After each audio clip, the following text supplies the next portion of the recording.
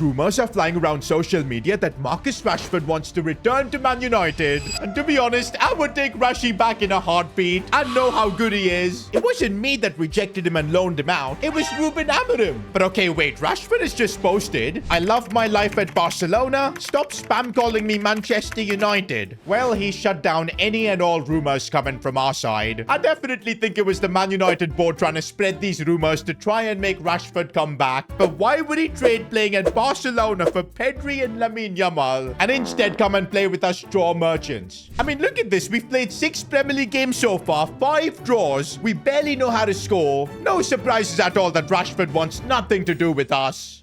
Don't call me. Don't come by my house. We're done.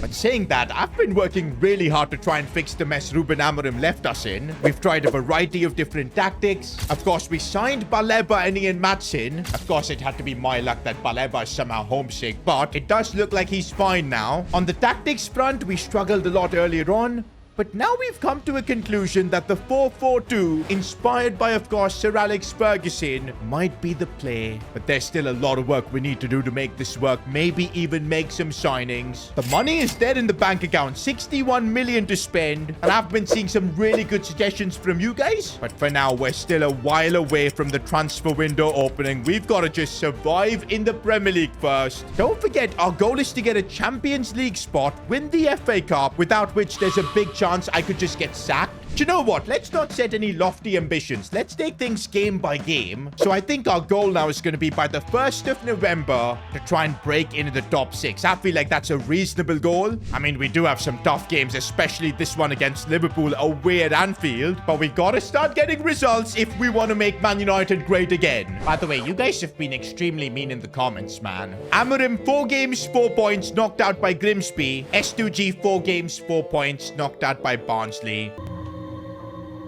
Someone cooked here. Bro is really an Amorim regen. There's even 397 likes on this comment. Yikes. To be fair, bro has just put in a fact. I can't even dispute it. Yes, we got knocked out by Barnsley in the Carabao Cup. Yes, we are the biggest draw merchants in the league. But hey, things are getting better with the 4-4-2. We are playing better football. And you guys do think that this is the system we need to try and build on. Now, we've got a press conference question here. Amad Diallo has been really liking that 4-4-2 formation. And he's been doing brilliantly. But Kobbie Mainoo isn't liking it because he can't play. But there's a chance if you play one formation over the other, one of them might leave in January. That is definitely one downside about the 4-4-2 system. We've only got slots for 2 midfielders. Bruno, of course, is a guaranteed starter. The other position where there's a bit of debate is between Baleba and Kobbie Mainoo. Now, recently, we've been playing Mainoo there because Baleba's been acting up. He's homesick and whatnot. But now that he's fine, I think this battle is going to get a bit crazy. We've even got Ugarte in that position, so a lot of depth. That is the one downside about this 4-4-2. We don't have a squad that's currently built for it. But saying that, I still feel like Kobbie's only 20, 78 rated. He should be fine to be on the bench as a super sub or occasionally a starter. I don't think he should be complaining and leaving just yet. But yeah, this is an issue we've got to figure out a solution to. By the way, if you guys are enjoying this Manchester United career and want to see it daily, you guys got to keep subscribing, man. We're trying to hit 3 million subscribers, and it won't be possible without you guys. We're now gearing up to face Sunderland in the Premier League, and man, we've got problems. Amad Diallo just does not have the stamina. That's the thing. To use the 4-4-2, we probably need another player in that left wing position, but we just don't have it. Even Amad is kind of playing out of position. Now, I did see a lot of your comments. Dorgu can actually play in the left midfield spot. Now, I don't know how good is he going to be, but let's give this a shot. Also, I think up top, we have made the choice to be trusting Xerxes more, because my goodness, man, Sesko has been on a horror show so far for us. Also, against Sunderland, I do want to play Kobbie Mainoo. Now, we recently just beat Brentford, and that's why I am kind of feeling confident against the newly promoted Sunderland team, but they're the ones attacking now. We've got Dorgu playing in this left midfield spot, and I'm not really sure what to expect. So far, though, he is showing what his pace can really do as he looks for a cross for Xerxes. Diving header, but he missed. That cross was legit put on a platter for Xerxes. He should have scored. Sunderland attacking, and I went for a bad challenge there. We're lucky it wasn't a pen. Uh-oh, Sunderland have gotten in behind, but that's good keeping from Laments. Did the job. That's another half done where we're showing signs of being the draw merchants that we are. I just feel like we don't have enough attacking outlets, man, which is crazy considering we've got Cunha and Mbumo. I think we really need Ahmad for the second half because as good as Dorgu is, Ahmad has that X factor about him. Also, do I bring on Sesko? Do you know what? Xerxes missed a sitter. Let's give Sesko a run out. All right, repeat it with me. We are not drawing this game. We're not drawing. All right, repeat it with me. We are not drawing this game. Shut the up! Thank you. Okay, we might actually lose. Laments making a big save there. Delict with a really nice pass right there for Dorgu. Controls it well. Looks for Cunha. I need some movement, Sesko. I need some movement. The defender read that. Bobby Mainu looking for Benjamin Sesko. As it's now Mazraoui going forward here. Back for Sesko. Now to Bruno. We're moving the ball nicely, but there's no space to maybe get a shot. Cunha gets taken out. Referee. Oh, I see Sesko. Sesko's made the perfect run. This could be his chance. Finally, Benjamin Sesko has arrived. He's actually scored for Manchester United. It's only taken him like a couple of months. The truth is, in this 4-4-2 system, we haven't really trusted Sesko. Maybe this is the system he needs to shine. Bro, this 4-4-2, it just gives me that wing to exploit with Dorgu, who goes for a lovely cross, but Sesko didn't end up attacking it. And what did I say, boys? We aren't drawing this game, and we do get the win. But this is just the start, boys. We're heading to Anfield next week. Liverpool is going to be a true test. By the way, what is this press conference question? Kobe Mainu had a bad day at the office, judging by the 0 key passes completed. Boom. Roasted. Okay, that is a rough question here from the journalist. I guess we'll just motivate Mainu. But yeah, I'll be honest, he didn't have the best of games here against Sunderland. Wait a minute, boys. Again? Another player's homesick? And that too, it's our new signing, Ian Matson. Bro, is there something wrong in Manchester? Has the weather been that bad? Both our new signings do not like the city. I guess with Baleba at work to give him some time off. And I think we'll do the same for Ian Matson. The problem is, we don't have much squad depth. We're using Dorgu occasionally as a left midfielder. We kind of need him as a left back as well. We're going to be in the mud if we end up giving Matson some time off. Do you know what? Let's do this. Let's just tell him to be a professional and focus on his football. We'll see what happens. Well, his morale has definitely gone down to unhappy. But hey, we can still use him on the pitch. That's a good thing. And honestly, I'm glad we didn't send Matson away because I need him against Liverpool. We're going to have Ahmad starting as well. We'll stick with the 4-4-2. The only big question we have, who starts in the striker position? Xerxes or Sesko? I mean, Sesko just scored the winner against Sunderland, and I think we got to reward him for that. So, tough call, but I'm putting Sesko back in the lineup. I feel like so far in the series, I've just hovered between Sesko and Xerxes. Sometimes it's Xerxes who's performing. Recently, now it's Sesko. But I will say, between these two players, it's Sesko who's got the bigger potential. So if we can get the best out of him, we got to try and do so. I'm already nervous, boys. Anfield here. A Liverpool team that has got Florian Wirtz. Mo Salah as well. I don't know how we're going to compete. But you know what's crazy? So far in the Premier League, we're the only club that's unbeaten. Yes, it's with a crazy amount of draws. But hey, unbeaten means unbeaten. A few moments later. But okay, Liverpool are a bit crazy. Alexander Isak already giving them the lead. Well, they are last season's champions. Probably the favourites this time round. Of course, this was going to be a challenge. But hey, I remember earlier on in the season, we faced Man City and Haaland cooked us. But what did we do? We fought and made the comeback. I know this team can fight. We've got the system to do so. But man, Liverpool's team is so good. They've even signed Alejandro Balde. Uh-oh, once again opened up, but Lenny Yoro does well. But it's still Liverpool on the charge. Nothing I can really do to stop it. They've been keeping all of the ball. It's Florian Wirtz looking inside for Isak. Turns and shoots, but Laments with a good save. And Arnie Slot's team is tough to play against.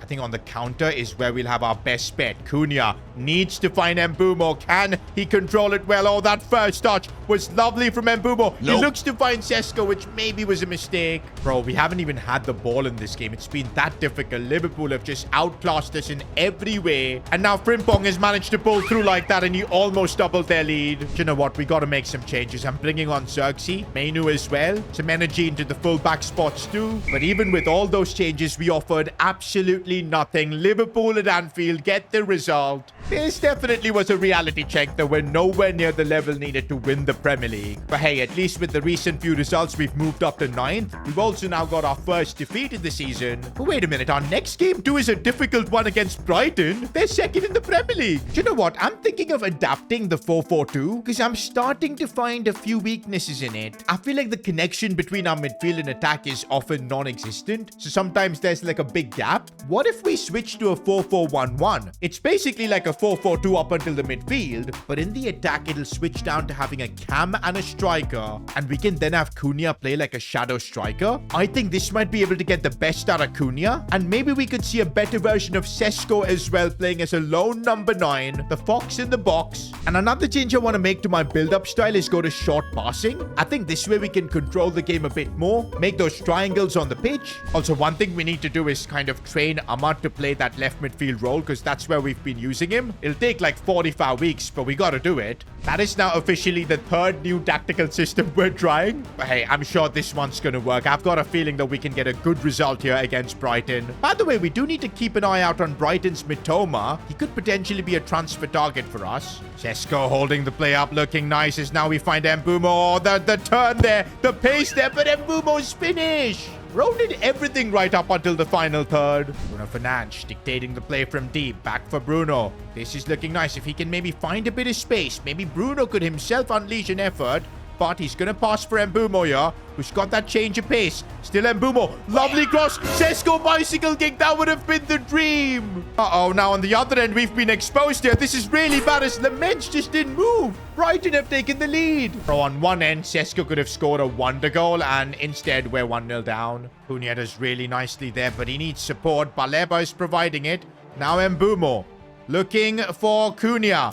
Amad Diallo, this is much better now. If we can get the ball into the box. Sesko's made the run, but again, he just does not have the finish. Bruno Fernandes, Mbumo, seeing Cunha. Back for Mbumo. This is our chance, but again, we get tackled at the last minute. Mbumo, Cunha, he's broken through. Proper chance. Cunha couldn't finish. How many chances did we actually waste there, man? We should have beaten Brighton here. And if that wasn't bad enough, our club has got a bank dilemma. An audit of the club's finances have uncovered some significant financial problems. As a result, 30.5 million of your transfer budget has been taken away. What? This now means that out of this 60 million budget that we have, we're only allowed to spend like 30. And bro, we needed this money for January to try and maybe sign a left midfielder, improve this team. Well, the Man United job just keeps on getting more difficult. We may have a problem here. Bayandi, our backup goalkeeper, who we've barely given a chance to play. He's been making scathing press declarations and interviews, publicly discussing his wish to leave the team. We're asking you to take a stand on this and quickly solve the issue. To be honest, I'm not surprised. He's barely getting any game time. We've made it clear that Laments is our #1 goalkeeper, at least for now. Wait a minute. I could legit terminate his contract? Jim, I'm sorry. You're fired. Get out of here. I don't think we should do that because that's going to cost us money. But if we do that, it will send a strong message to everyone at the club that bad-mouthing me is not going to work. But I think this is what a sensible club would do. Isolate and then sell in the January window. I think, yeah, that's what we're going to choose and do. And you know what? We can now actually not even use him on the pitch. It says unavailable, player absent indefinitely. We do have Tom Heaton at the club as backup, so that will do. But I guess we can now use the money we get from Bayandir's sale. You guys know our budget just got halved. We could potentially even recall Radek Vitek for the backup position. But right now, boys, on the pitch, we gotta figure some stuff out, man. We're 10th in the league. Just 2 wins all season long. That's gotta change. And guess what? We're facing Spurs next, who are having their own struggles in 16th. This is a chance for us to get a big win. Okay, against Spurs, I think I'm gonna put Xerxes back in the lineup. Also, I want to try something. We'll bench Cunha for this game, have Bruno play in the cam spot. That way we'll get to try both Menu and Baleba together. I wonder how that's gonna work. Oh, and I see Bruno making a nice run, playing in the cam position, but Van de Ven, he's one of the fastest centre-backs in the world. He made that look easy. Oh, Spurs, they're already on the attack. De Ligt doing a great job. Come on, man. Spurs are 16th in the Premier League. They're having their own struggles after sacking Postecoglou. We need to make the most of this game. But right now, we're just defending. Laments making a big save. Wasi Ahmad making the run, and this is good. Finally, a bit of chance for us to maybe do something. Ahmad has still got the pace. tries to cut it back, but there was nobody. That's one thing about Xerxes. He's not really a poacher, so sometimes he's not in the right positions. Ahmad looking for Mbumo, finding space, and there you go. We desperately needed that, and it's Mbumo who gets us the goal. His fourth, by the way, of the season. Oh, but Spurs aren't going to sit back and watch, and Matthias Dell with a really good finish. Bruno Fernandes finding a bit of space, and he almost squeezed that in. Somebody stop Spurs right now, man. I just cannot handle this. Laments with a good save. Bruno Fernandes seeing the run of Ahmad. Maybe we could do something here. I need Ahmad to keep going, and he does. Gets the cross in, but why was there nobody in the box? Bro, I'm bringing on Sesko, man, because Xerxes isn't doing the job. We'll also bring on Cunha for Menu. Get some more attacking players in there. And let's try out Sesko to be a complete goal poacher. But right now, we're just getting opened up. Laments with a big save. This is good. This is good. We've finally broken through. Mbumo's got the pace. We know that. He's broken through. Still Mbumo. How is the defender doing that? But we keep trying. Mbumo's done a brilliant job, and he's got the finish. Oh, you beauty. 86th minute, and he might have just won us the crucial 3 points. We'll take that, boys. We needed this win. And that Mbumo madness has given us a bit of breathing room. We've climbed up to 7th in the Premier League. Now, I did say by November I wanted to be in the top 6. We're now in December. We're not in the top 6, but we're close. In fact, we're not that far off as well from the top 4. About 3 points away. I told you guys, our goal this season is to get a Champions League spot. I don't think it's impossible. But we're now in December, and we don't face a single top 6 club. No Spurs, no Man City, none of that. I mean, yeah, games like West Ham, Wolves are all going to be challenging, even Villa and Newcastle, but these are winnable games. Now, against West Ham, I am thinking of making a few changes. Lenny Yoro's been incredible, but I want to test out Lisandro Martinez as well. We're going to stick with this 4-4-1-1 because I think it's good. It got us the win against Spurs. But again, we're back at the same question. What do we do with Sesko? Do I trust him or Xerxes? Both of them have been super inconsistent. Before this game, though, we do have a press conference. The guy who leaked your tactics was a mystery player who's not very happy about his game time. How will you find out who it is? Remember in the last episode when we just shifted to the 4-4-2? That tactical system got leaked, and it gave our opponents, which were I think Brentford at the time, a bit of an advantage. Now we stuck to our guns and still got the result, but still it was not good that our tactics got leaked. And apparently it's a player from our squad who did it. I have no idea who it is, but look at our next question. Benjamin Sesko wants to go to Newcastle. He's not happy with the way things are at Man United. Could it be Sesko who leaked our tactics? I hope not, because he's still a baller. We're just not able to get the best out of him, and I think soon he will start performing. For now, I'm going to start him and just assume that it wasn't him. Yeah, and looking for a nice pass for Sesko. That first touch was good. The angle is difficult. Big save. You know what? Sesko getting a chance in the first 10 minutes is definitely a good thing to see as Cunha. Now linking up with Bruno Fernandes. What a block. Uh-oh, I completely forgot that West Ham have got Jared Bowen, but Laments read that really well. Bruno Fernandes, I'm just waiting for maybe a passing lane to open, and it did open with Cunha, but he couldn't control it. Bruno Fernandes is really having a good game here. Maybe he could do something, finding a bit of space. Oh, the loose ball falls for Cunha. Back to Bruno. Mbuemo again blocked. Okay, something from a set piece would be really nice. Sesko's header gets saved. Oh, Sesko. That is nice. Now it is Cunha controlling that one really well. Goes for goal, but drags it wide. Cunha now looking for Sesko. This is positive. Sesko goes back for Cunha. These two have linked up really nicely, and there's the goal. That is where we've got Cunha playing in that shadow striker role. This is what he can do. Okay, Baleba, look at the way he's shielding the ball, keeping hold of it, and just controlling the game. Brilliant play from him. Bruno Fernandes sees the run of Ahmad. I need Sesko in the box to make a run. He tries to get ahead of his man, couldn't. Although the loose ball has found its way to Mbumo. How? How do you miss from there? Okay, Bruno Fernandes could help seal this game, and it's off the post, bro. We literally are the unluckiest team in the league.